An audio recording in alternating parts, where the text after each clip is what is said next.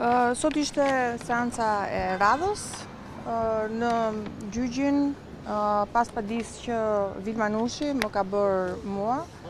Është një absurd shumë i madh, sepse ajo më ka paditur për shpifje, për pyetjet që unë kam bërë në Komisionin Hetimor,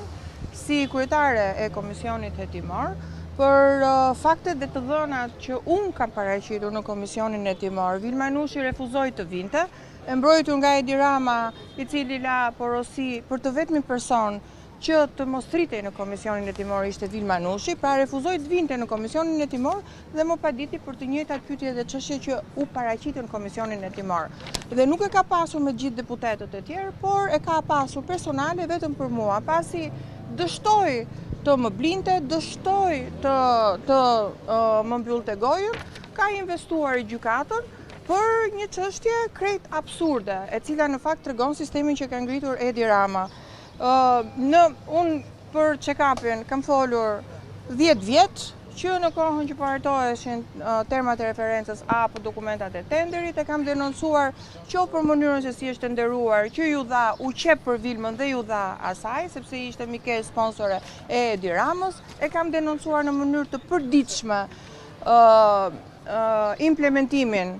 e këtij koncesioni të rësisht korruptiv, abuziv, kam denoncuar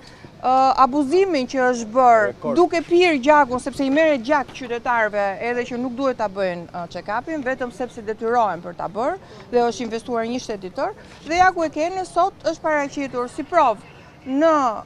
këtë seancë gjyqësore një dëshmi që unë e kam kallëzuar pra 5 vite më parë, menjëherë mbasi u krijuar spaku, dhe është regjistruar hetim ndaj shtetases Vil Manushi mbas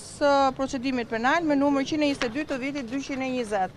Pra, 2020. Pra ka 5 vjet që po hetohet, unë nuk jam e sigurt nëse është thirrur ndonjëherë Vil Manushi për të deponuar në lidhje me kallëzimin që unë kam bërë, po sot jemi 5 vite pas dhe ende nuk kemi asnjë konkluzion në lidhje me këtë hetim. Unë shpresoj shumë që spaku të vazhdoj të bëj dhe të konkludoj shumë shpejt në lidhje me këtë koncesion, i cili po vijon sot edhe pa një kontratë të firmosur.